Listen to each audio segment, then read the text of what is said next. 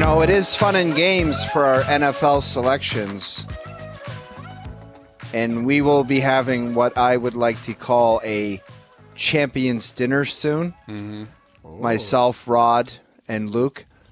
But you guys don't even have the decency to say, like, good season, nothing. It's embarrassing. Well, at least man up and you and Al's brother make a video or something and say, good season. Like I don't know. It's just, all right. Come we'll on. see what happens this week. Yeah, we'll see how you guys finish. Well, what do you last mean week, you're not? Go win Wilson. Listen, I personally congratulated Rod Smith on Twitter. I'm sure you saw that tweet. People thought he was retiring. I know. I had to respond underneath being like, just for the record, Rod's not retiring. Yes. Because, people that don't understand are like, hey, congrats on a great run, Rod. I'm like, he's not leaving. He just stepped in on Timo and Wilson. So I made sure to congratulate the great Rod Smith. Obviously, the guy, the straw that, stirs the drink there for you two. But we'll see. I mean, Al's brother and I were working on our playoff performances. I said yesterday it's a lot like Moneyball. I'm Brad Pitt. He's Jonah Hill. It's about the process. We're not even watching the results. Whether you win or lose makes no difference to us. We're just punching numbers, and we're building towards what we think will be a very, very successful playoff run.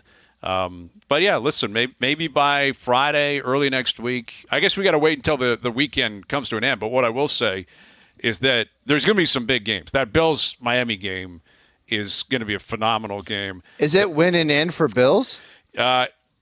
Technically not, because there can be a couple of other teams that if they lose, they still get in. But it could be.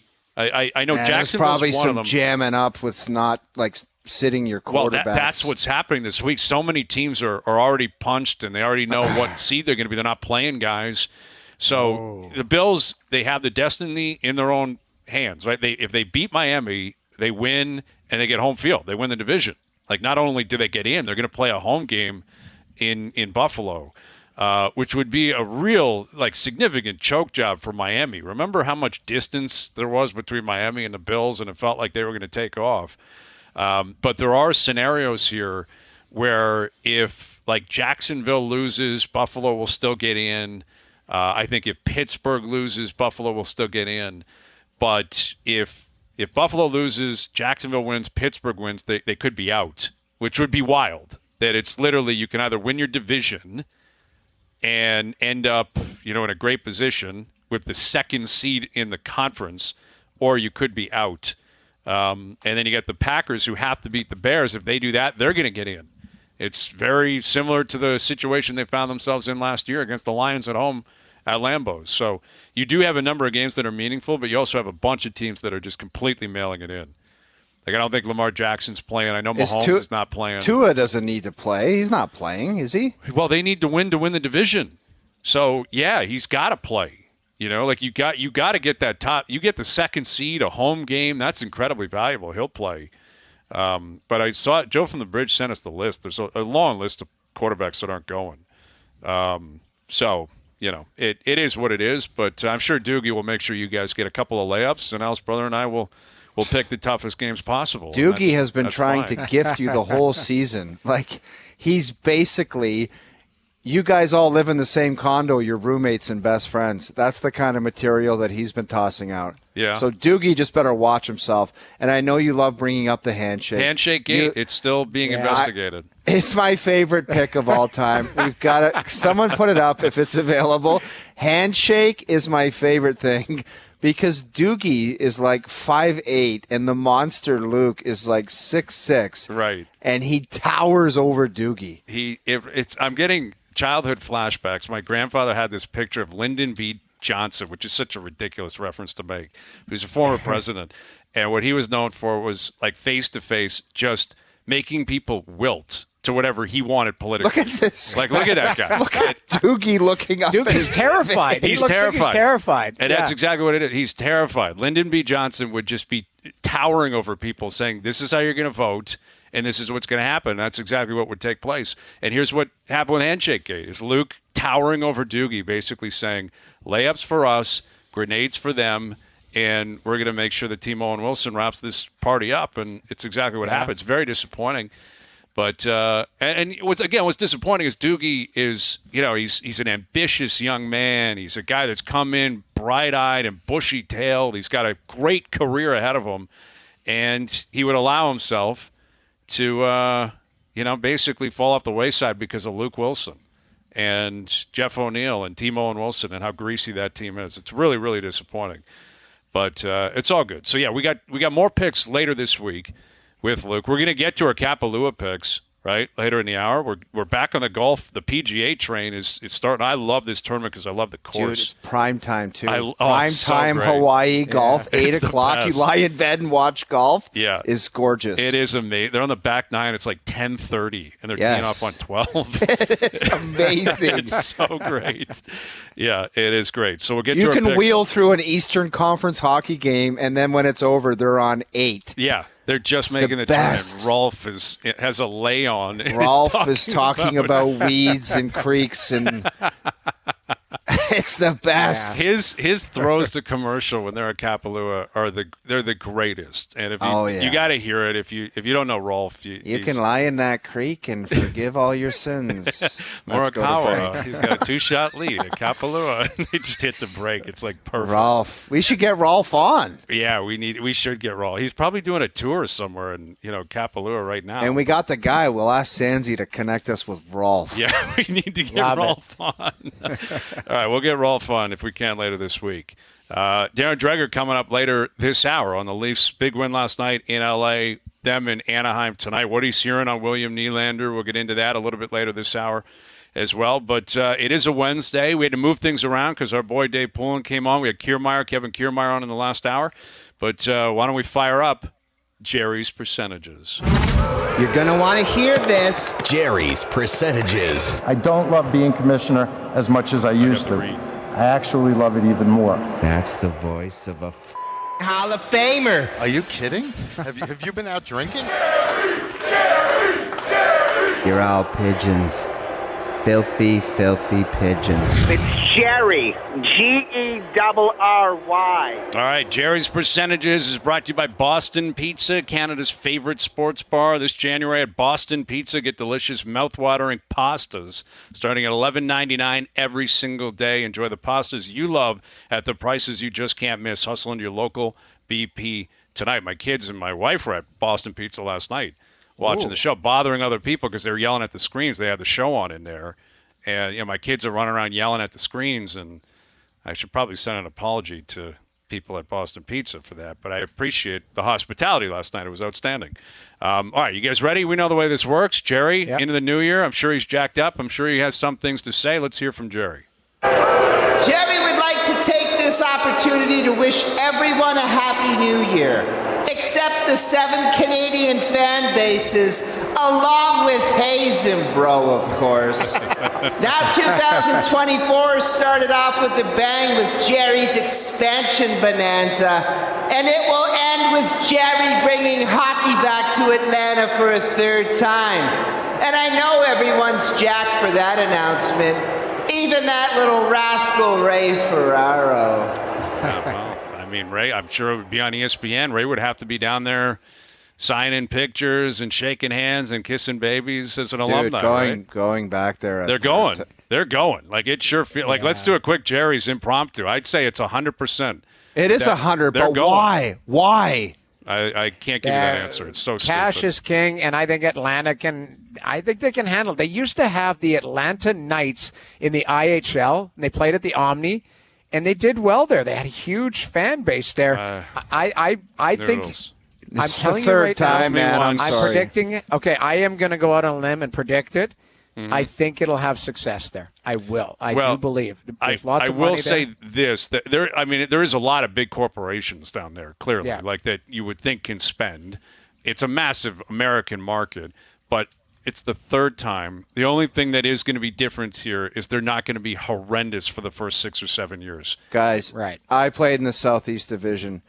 You cannot convince me that this is going to work again. That was a gong show. They were so bad, and that no one was there. It was the definition of a joke. Yeah. And somebody sit down and give me a laundry list of what they're going to do to make it better, because they're going to be terrible. It's not going to be the same rink, is it? It can't be. No, the they're same building rink. a new rink. That's the whole point, is that there's a whole yeah. new facility that is being built. I believe the Hawks are involved in it. I don't know that for sure. And but they don't need another team. Sorry. That's the end of my rant. It's stupid. The product's already getting watered down. Teams can't find a backup goalie for crying out loud. You want to throw another team in there? That is Give me an a issue. break. There's a goaltending epidemic. It really Christ. It's weird what's going on in the league. Yeah. Every team's got 5 players that are good. We don't need another team. Get to the percentages. All right, here we go. Fire up the percentages. Hearing rumblings that Bill Nylander is about to sign long-term with the Leafs. So what's the Gerrys on the core for returning next season?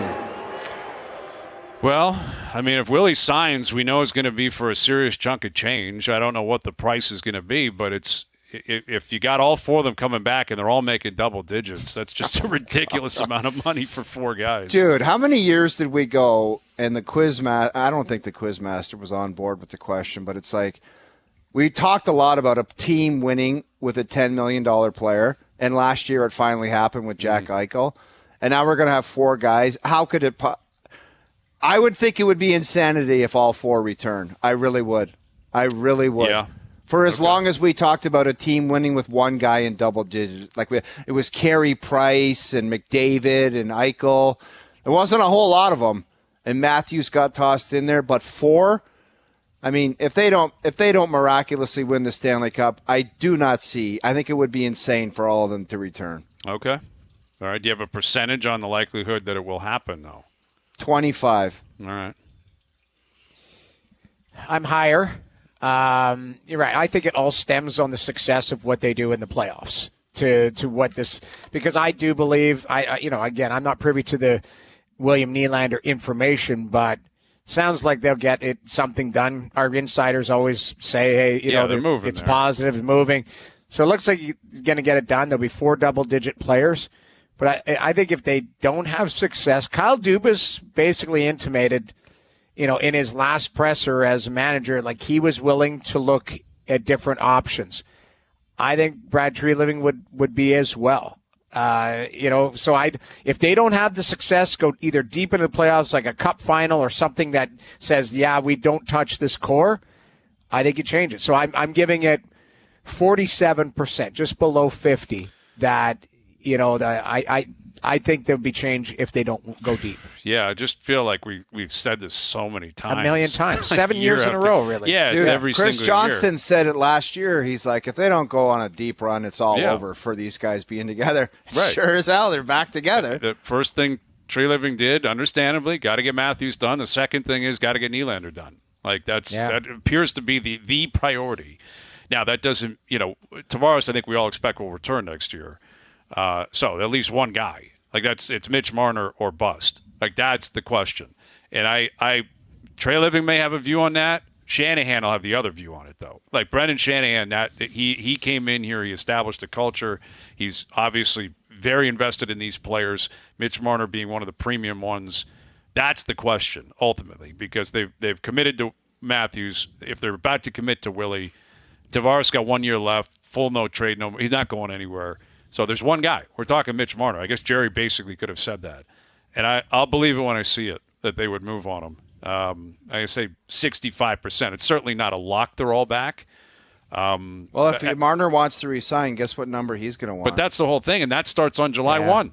Like that dance begins on July 1, where it's like, okay, what are we talking here? What are the numbers? And it's something similar to 34, because that's what it's always been. Well, exactly. A step behind, but not far behind. He's been, $700,000 behind him for the last 5 years. Why would things change? Why would he change his position on that? I don't know. I'm not sure that he will, but I do think I've noticed a different approach, the fan base has had to the Willie negotiations, and I think in large part because of how well he's played. Nylander's been phenomenal. Like last night again, just 2 snipes. I love the way he closed the game last night. Like he just used his legs and his power and just told Doughty, "You're not touching this. Like I'm just going to take it right to the net." He didn't get to the red line and score. He was like, "I'm skating this in, and I'm going to close," because he's so powerful right now. Like he's a dominant force on the ice.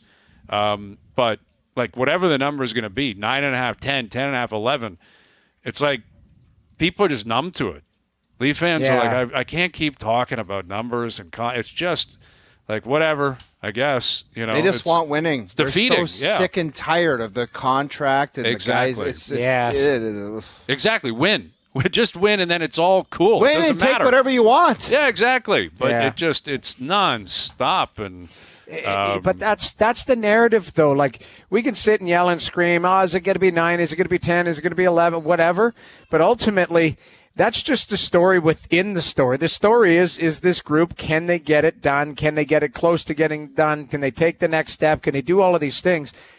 We can yell and scream about it in the regular season. The proof is in April. The proof is in May when the chips are down and you want these guys to deliver. So, the cap's going up, so, there is going to be some relief there, but there is still lots of work to be done. And Tree's got his work cut out for him. He's got to find a D. He's got to find a goaltender. He's got to, figure all of that out, all the pieces to work to be a contender, to give yourself a chance to go deep in the playoffs. Well, and the other guys, like Tyler Bertuzzi was a beast last night. And that guy, he's arrived in Toronto now. Like he's found a role, a position. He plays the same way every single night.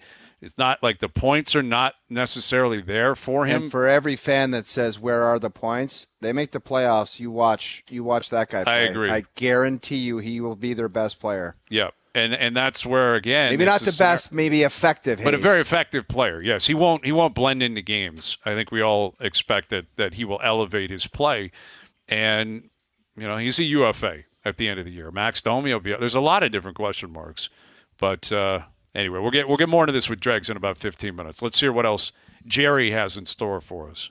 Gerry heard some of Ross Atkins' presser this morning rambling about internal improvement.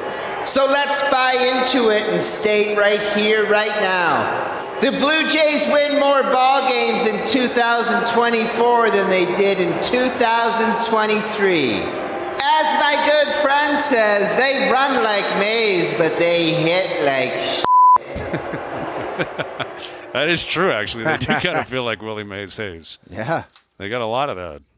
They win more ball games. Yeah. It's a difficult one because the roster's not set before spring training. Mm-hmm. And I don't know if they brought in Bellinger. Did Bellinger sign anywhere, by the way? No, he's still out. There's guys out there. It doesn't appear as if the Jays are in on like a monster contract. But before I answer, let me ask you this, Hayes. If they had Bellinger on their roster, would it influence your percentage on this question? I don't know how much. What is he worth? A couple of wins, in terms of who else is available. A couple of wins. They're going to be handing him over $200 million plus. No, I know. But I'm talking like wins above replacement compared to whoever else is going to be in that position, like the projections and all that. Bellinger, he had a resurgence last year. He's still a young guy. Like he's in his late 20s. So, yeah, that would help. Does it mean I think they're going to win 95 games just because of Bellinger? No. I mean, as I said last hour, I'll go first here. I'm going to, and you're right, it's incomplete, but I'll say 40% chance because I expect the rotation to come back to earth a little bit. Like they were incredibly healthy. I'm talking health more than anything. Like yes, Manoah was a disaster, but Kikuchi was phenomenal. Barrios was great. Gausman was obviously outstanding up for the Cy Young. Bassett was great. Like they had 4, and then even Ryu came back and was pitching well. Like I don't expect 180 innings out of everybody again or whatever it was. Right. So maybe the bats come alive a bit more, but if the rotation falls back a bit, might be talking 84 wins. 85, I'm going to say 86. 65% they have more wins for the only reason that they can't hit any worse with runners in scoring position. They cannot be any worse than they were last year. Yeah, I think they get back to like a 91 win, so just slightly above. So I'm gonna say 76%. But it is I'm expecting Vladdy. I'm expecting Alejandro Kirk, to guys to play better on the bat side. So maybe the pitchers take a step back, but maybe the bats take a step forward, and that balances it out and maybe translates. And I'm fascinated to see what this Manoah situation unfolds here. Like speaking of Kirk, what a scene, I think man. I saw a pic of Kirk, and I think he's not going to have the little pot belly next year. Well, Vladdy is looking good. Like I know that he makes sure to update the Instagram. Did you see the Kirk daily. one though? I haven't. I haven't seen Kirk. I saw a pic a couple weeks ago of Kirky floating around. Okay. And I think they might have said to him, "That's enough." Yeah. Okay. Well, yeah. I'll tell Well, you you what, might be onto something there. When did we play the music for the guy in the square to my right? Because Kirk could be on that. When was that? A couple weeks ago. A couple weeks ago we played it. That was a 12-pack, and it's starting to fade away again. Mm-hmm. I'm pretty impressed. Like I saw you on the panel. Obviously, been watching and all that. Like it's a work in progress, but I think there's a number that's gotten. You've faded more than a 12-pack, which I'm proud of. You have no idea how many more numbers I have to get off of this vessel. Yeah, but I'm not asking. It's not my business. No, exactly. What I'm saying is what I'm viewing is it's been a gradual loss, which is what you want. It's a healthy loss, and I think you're doing a good job. So Alejandro Kirk should be calling you. That's right. All right. I see it too. I'm with you on that. I met, he's been in the gym, saw a couple of the boys on Saturday night. I was rolling through that buffet at the alumni box. I hit it a couple times.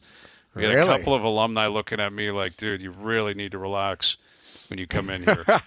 But anyway. All right. You guys want to hear a couple more from Gerry? Let's go. Connor McDavid will pass at least one of Nikita Kucherov or Nathan McKinnon in the Art Ross race by the end of January.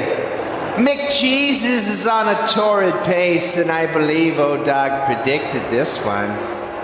Okay. Well, let me quickly give you the numbers here, because all Kucherov does is put up 2 points every single night. Dude, they lose. Yeah. Man. They lose. They lost again. He had 2 points.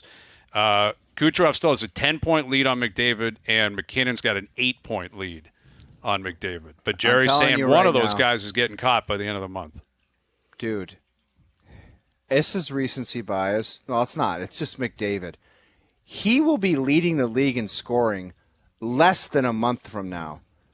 Like, I don't care who you just mentioned, McKinnon, Kucherov. This guy is nasty. Mm-hmm. Nasty. The other two are not slouches, man. Dude, I get it. Kucherov every Kucherov night is sickening, and so is McKinnon. Yep. But this guy's on a different level. This guy could just tee off. What kind of competition do the Oilers have coming up? Do they have any redonk games? They got Ottawa on Saturday. And I don't know where they're that at. could get redonkulous. Yeah, Ottawa could. That could be points night for him. I mean, if you look at it, I don't know if you remember the Canadian division. Do you remember the Canadian division? That seemed like it was a lifetime ago. Like there was some games where. Pathetic. Do you remember there were some games there where the Oilers were just chewing on Ottawa, where it was like an 8 spot and stuff. Didn't McDavid have 100 points in 55 games? 56 games. Yeah, he hit 100. That was the big chase. It was like, can he get to 100? Could Matthews get to 40 goals? I think they both achieved it. So here's the next 4 Edmonton Oilers games: Ottawa, Chicago, Detroit, Montreal. Then 100%. Then they play. They'll be leading the league after Seattle, those 4 games. No, man. Kucherov and McKinnon aren't slowing down because he's on their heels. Give me 30-1 odds on that for $20. By the end of the next 4 games. Yeah, sure, done. All right, because I just think this guy he could be leading the league after the next 4 games. He's not going to lead the league in the next. 4 games. Give me 30-1 on 20. It does scare me because he's so. Yes. Good. But fine, I'll do that. I'll take your action. Why? I mean, come on. One of Kucherov or McKinnon are going to put up a few points. I don't care. It just will make it fascinating to watch. Yeah, he's got some games coming up though. I'm saying by the end of the month, because if you look at it, so then those 4 games, and it's Toronto, Seattle, Calgary, Columbus, Chicago, Nashville. That's their month. Yeah, that's like points. I'm saying by the end of the month, he's dude. It's 100%. I'm not saying 100%. I have 2. Kucherov's got 6. How many points does he have? I just saw it. 63 points. 60. Yeah, whatever. Yes. Yeah, like Kucherov's on pace for like 140 points. He's not going to slow down every night. They're in trouble in Tampa. I have the utmost respect for Kucherov as a man and a player. that guy, this McDavid character is a different animal. I understand that, but he's you got to pass two monsters like McKinnon. Well, McKinnon deserves more love. Absolutely. I laid eyes on that guy before Christmas, and he was a man possessed. He's flying. Like a man possessed. Yeah. Like I had somebody say to me, the way he shoots the puck, he's angry. It's like he's mad at it. Yeah. Like everything is just at 1,000,000 miles an hour. So if you said by the end of the month, that is the Gerrys, is it not? Yeah, that's the Gerrys. Yeah. Yeah, I still think he can do it just based on McDavid's play and, what perceived their quality of competition. That's not 100%. I'm not 100. 25%. No. And that's a lot of respect. Okay, we have our 20 for the 30-1 for the next 4 games. How about $5,000 by the end of the month? Just straight up? Straight up, 5 Gs. Okay. No, that's ridiculous. Well, 5 Gs is ridiculous, but if you put something, a sleeve of TP5s on the line or something. I'll throw them in with the 5 Gs. All right. But McKinnon and Kucherov are monsters. Come on. 61%, just more because of McDavid. No slight on Kucherov and McKinnon. Okay. And McKinnon doesn't have a heart yet. Like, that's something you got to think he's got his eyes set on that. He's like right now he's in the voting. Like him. He's got to be. It's him, Kucherov. The thing is, Kucherov and Tampa aren't even in the playoffs, I don't believe. Or if they are, they're just barely in. Based on points percentage, they're not. Edmonton's going to get there, but they're not. That's kind of what's wild about it. Quinn Hughes got to get some love. Would Quinn Hughes get some heart votes? I think it's slowed down a little bit for him. He should. He should. He should. Absolutely. But like JT Miller's still in there. What about Makar? Nobody talks about this guy. This guy's over a point a game, is he not? He's got he had some injury issues, but he's got 44 points in 33 games. It's that's absurd pretty good. How good he is. Isn't that ridiculous? Yeah. That's talks about that. Quickly, to put it in perspective with the whole Canadian hockey thing, the Americans are great, but like Canada's got McDavid and McKinnon 1-2 up the middle of the ice. Like, good luck. Makar. And Sid as their third-line centerman. And Sid, maybe, exactly. Sid on the third line with, like, Point and Marchand saying, who are you throwing at us? Like, do you got Matthews coming over? We'll take him on. Dude, what about McDavid with McKinnon on right wing and Sid just kind of playing a safety valve on left? That would be disgusting. Yeah, but why would we want that? It would be. Best on best. We don't want to see that. All right, Gerry's Percentages was brought to you by Boston Pizza, Canada's favorite sports bar. This January at Boston Pizza, get delicious mouth-watering pastas starting at $11.99 every single day. Enjoy the pastas you love at prices you can't miss. Hustle in your local BP tonight. We'll get to our best bets later in the hour. Darren Dreger coming up. OverDrive continues, TSN 1050 and on TSN 2. OverDrive continues, brought to you by FanDuel. We'll get to our best bets later in the hour. We'll get to our picks for Kapalua as well. A quick 3-pack, and we're looking forward to it. But the Leafs are back in action tonight. There's a lot going on in the league. We're getting closer to the All-Star game here in Toronto. And to chat about all of it, we're joined now by our TSN Hockey Insider. Here's Darren Dreger. How you doing, Dregs? I'm doing well, fellas. Happy New Year. Yes, Happy New Year. We appreciate you doing this as always, and I guess we'll begin with the Leafs and the William Nylander stuff. I know you guys have been doing it every couple times a week. It feels like on Insider Trader, giving updates on the process. And, is there any reason to believe we're getting closer to the finish line? I mean, how would you define things right now? Yeah, getting closer, Brian, to the finish line because there's ongoing talks and. The two sides, the Maple Leafs and Louis Gross, who represents William Nylander, have been continually talking. And I don't think it's been a hard negotiation. I think the Leafs recognize that they've got a star player, borderline superstar player, and William Nylander. You just have to go through a process when you're talking about the kind of money that we're talking about. So is it imminent? Well, I guess you could say that, but I'm hesitant because we always want to pinpoint a timeline. Is it going to be within a week? Is it a month? What is it? Well, between now and March 8th, the NHL trade deadline, I would say that you can safely say that William Nylander will get a contract extension. But it's not quite there yet. And the numbers, I think, have been well speculated on. I mean, the $11 million number on an annual average salary has been out there for a long time, right? 8 years times 11, $88 million. I believe it's going to be north of that. I've heard 11.25, which is $90 million. I think it's going to be north of that, fellas. I think you're creeping into the low $90 million stratosphere, maybe as high as 11.5 times $8 million or times 8 years. But I don't doubt for a second that it is top priority for the Maple Leafs to get this guy extended. And based on what we saw last night, and that's kind of standard practice for William Nylander this season. It's getting to a place where I think you can appreciate as a star player. He's likely earned it. Ooh. Dregs, we were talking. I mean, if he gets to that number, down the line, we were having the discussion, and there was that discussion for the longest time. Can a team win with one guy making $10 million? It would have to be cup or bust for this group of 4 players all making that money to return, wouldn't it? I mean, every time when we're talking about getting a goaltender, getting a D-man, it's like we don't have the cap space. We don't have the cap space to do anything ever. How could it continue to coexist with all these players making that much money? I know. It's a problem, but it seems to be a good problem to have, right? Because you continue to pump out these star or superstar type of players that are commanding that type of money. You got to hope that everything else just falls into place. Like you've drafted well enough, or you brought in prospects that are ready to make the NHL leap. You have to hope and pray that your goaltending, which, by the way, is what the Leafs are doing today. They're hoping and praying that Martin Jones can continue to play the way he did last night, that Adelby can come in and prove that on a short term he can be an NHL goaltender. And then on top of that, you've got Joel Woll, who's coming off an extended injury situation where they're hoping to get him healthy by early next month.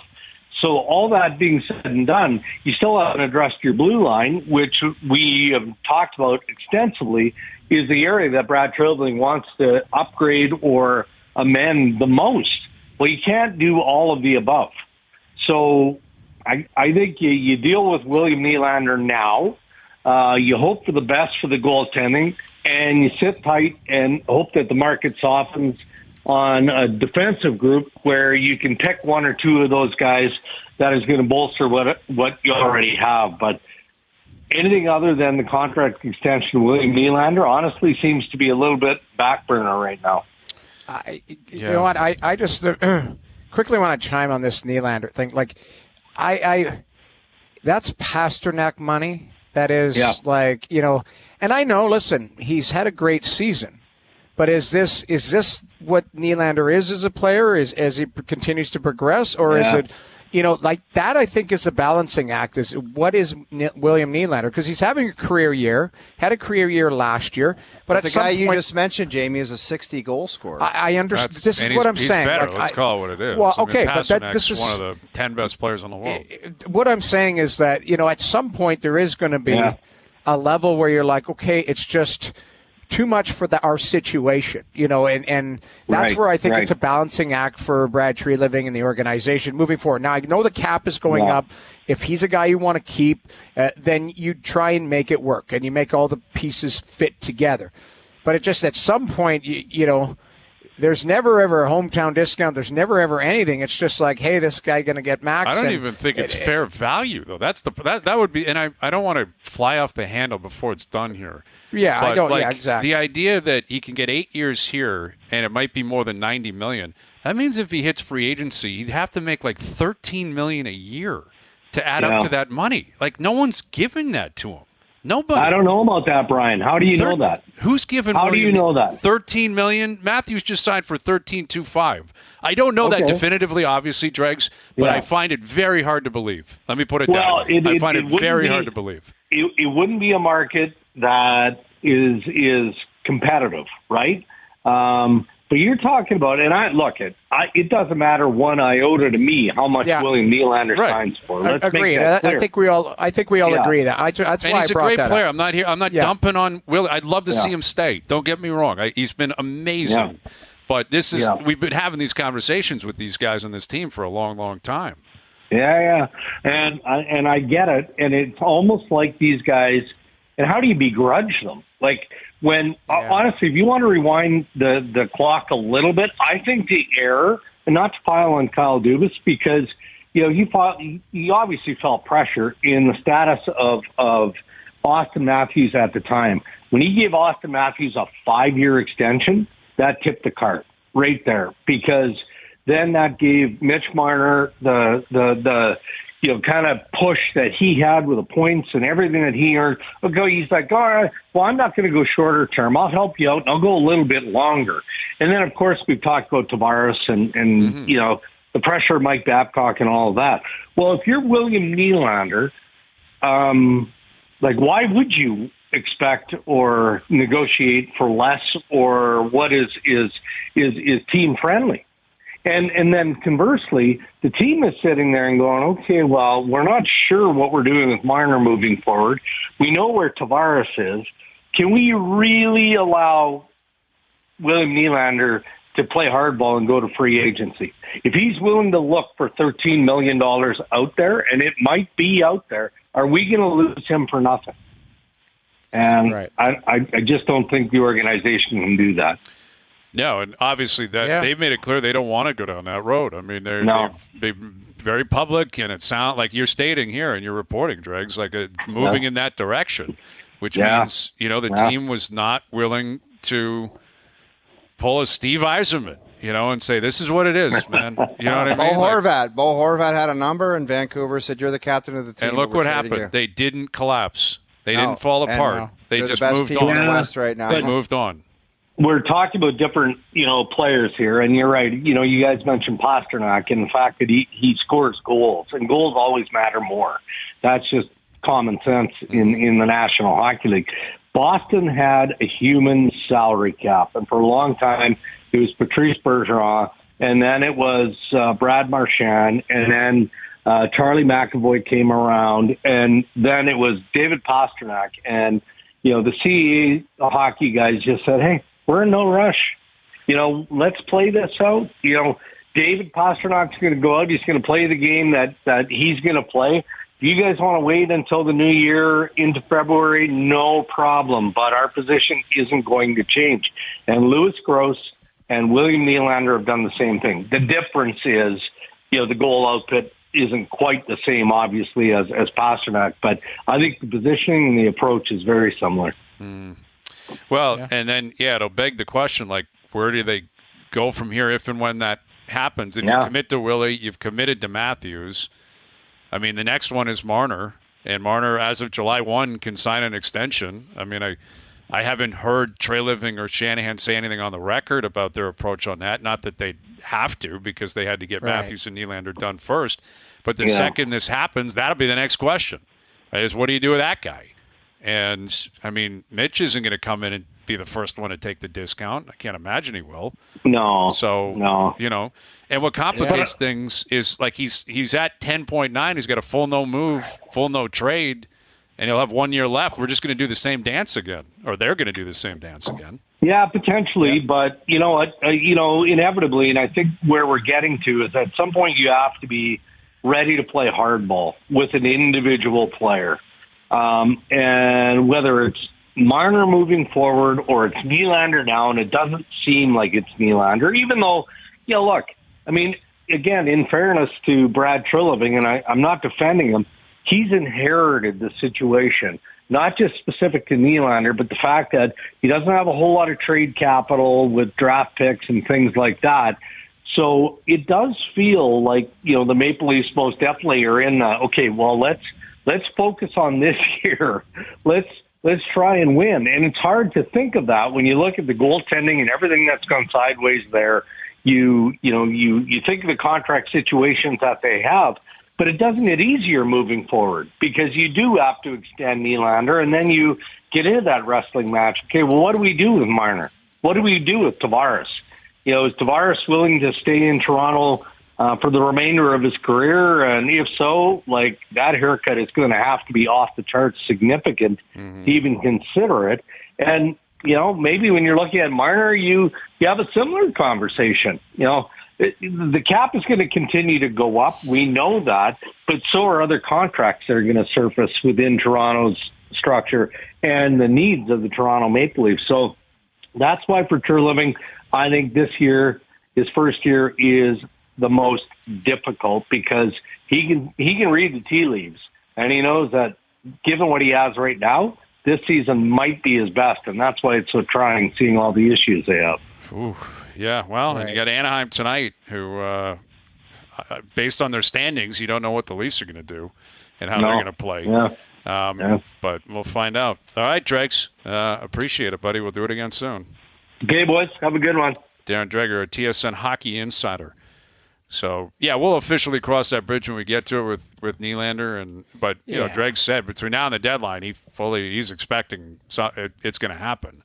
And, listen, Nylander's been phenomenal this year. Like, he's top 5 in points in the league. He's got 50 points. He's been a beast every single night. He was great last year. He's a homegrown talent. These are the guys you want to keep around.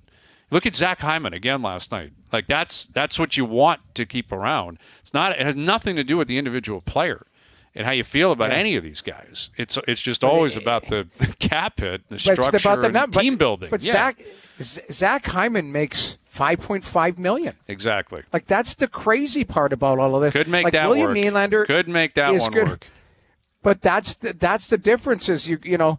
Like Ryan Nugent-Hopkins had 100 points last year. He made $5.2 million. Right. Like he wanted to stay in Edmonton. He had a number, and Ken Holland said, "Okay, well, it's got to be term. By the end of your deal, it's probably going to look ugly. But right now, I got 100 points out of a guy who got paid $5.25 million. Like that's what you're looking like. Honest to God, like that's. What I know you're it's here. at. It's like it's just gigantor number. I feel it's not right. Like, 'cause again, the player's been amazing. It's not his fault he's playing great, or it is his fault he's playing great. But he wants a number, or he's going to figure it out. But the marketplace is what the marketplace is. It's just we look at other teams outside. It's like Jack Hughes makes $8 million. Well, and you know, Pasternak Pasternak signed like 10 months ago, and it was 11.25. Right. That's Pasternak. That's 60 goals. That Willie's one of the top. Probably 25 players in the world right now. Like he is. Yeah. But Pasternak is a level above that. Just a level. He may not 2, 3, 4, and that's testament to how great Nylander's been. But Pasternak is a beast, and he took 11.25. And now the Leafs might go above that 10 months later. It's what it seems one like. Thing that needs to be we'll stated see what here, the number guys. is in the end. One thing that needs to be stated here. For anybody that's going to complain, and I'll sure, some of us will be doing that when this contract is signed. But the alternative is he could have said, I can't stand listening to OverDrive. I can't stand the media. I can't stand Toronto, and I can't wait to get the hell out of here. You're right. And he goes and plays somewhere else. That is out there as an alternative. Agreed. Yeah. So you can think one thing about the money, but that is an alternative. That is valid. That this is a fishbowl. It's a tough market. And it's not for everybody. And it's not for everyone. Players say all the time, the media in Toronto, I'm not dealing with that. And this guy, he wants it. Yeah. Money aside, he's willing to do it. Absolutely. So. Yeah. No, there's no disputing that.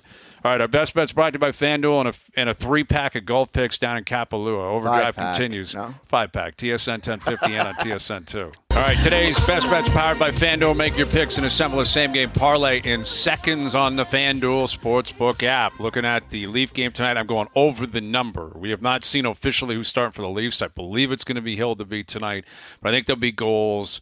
Probably a sloppier game. That's what the Leafs do. They play down to their competition. I think Matthews will be chugging, though. He had a bunch of shots on net last night. I think it continues tonight. 5+ shots for Matthews. And Emmanuel quickly goes off tonight. Avoids foul trouble. 15+ points for him. That parlay paying plus 351. Today's best bets are powered by FanDuel. Download the FanDuel Sportsbook app today and find thousands of ways to play. Please play responsibly. Must be 18+ and physically located in Ontario. I love that you can go on FanDuel right now. You can find golf picks as well for Kapalua, the Sentry Tournament of Champions. 8 p.m. start time. I love the primetime golf. So why don't we do, what do you want to do, a quick 5-pack? It's got to be real quick, rapid fire. 5-pack. Ready to rock? Go ahead, I'll give you the first guy. Ludwig. I will take Ludwig. Scotty Scheffler. You're on Scheffler? You know, I'm going to go off the board early in the season. I'm going to take a guy that I think is going to have a monster year. The man with 2 first names, Tom Kim. Tom That Kim. is a stupid Tommy pick. Kim. I love Tom Kim. You just handed me Rick Hovland. Are you serious? That was not smart, actually. You're right. Rick Hovland, I think he bombs the ball around that place, too. I will take Colin Morikawa. He choked away the lead last year, but John Rahm is now on live. Colin Morikawa loves that course. He's playing the QI-10, too. It's all over Hawaii. You see it? TaylorMade. They got the new bags, the new clubs. Yeah, Colin Nikki, Morikawa. email us. I'm going to go Max Homa, one of my guys. Max Homa. Okay, I'll go back to the well like I always do. My man Xander Schauffele. Jordan Schauffele. Jordan Spieth is going to have a breakthrough year, and I'm going to give you my final pick because I know you're not going to take him. Black pants, brown belt, Brian Harmon. That course is way too long for Dude, Brian Harmon. you man.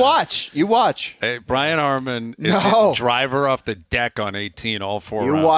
watch. I will take – who am I going to take here? Take your boy Cantley. I was thinking about – you know who I'm thinking about taking? I'm going to take a guy who had a really good season last year, a resurgence last year. I'm going to take Ricky Fowler. Oh, my God. Wow. You Ricky chirp me Fowler. all the time for taking Rick Fowler. I like Rick. I have a new perspective on the golf world this year. I'm feeling very good. All right, there you go. The picks are in. It's all good. Thanks to everyone behind the scenes for helping out today, everyone for tuning in, TV, radio, podcast, and web. We appreciate that. We're out of here. Enjoy your evenings. Enjoy your games tonight. We're back tomorrow at... Brian Harmon, my guy, 4 p.m. We'll chat then. Sweden and Finland? Yeah.